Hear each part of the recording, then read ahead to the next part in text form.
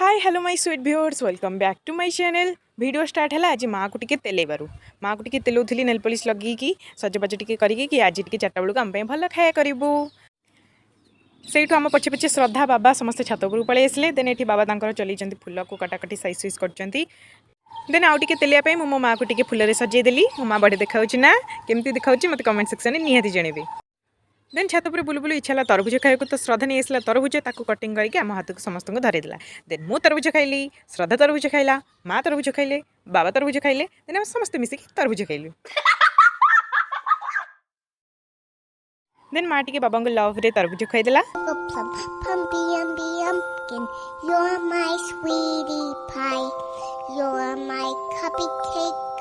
then ये श्रद्धा प्रेम सही न पारी डीजे प्रेम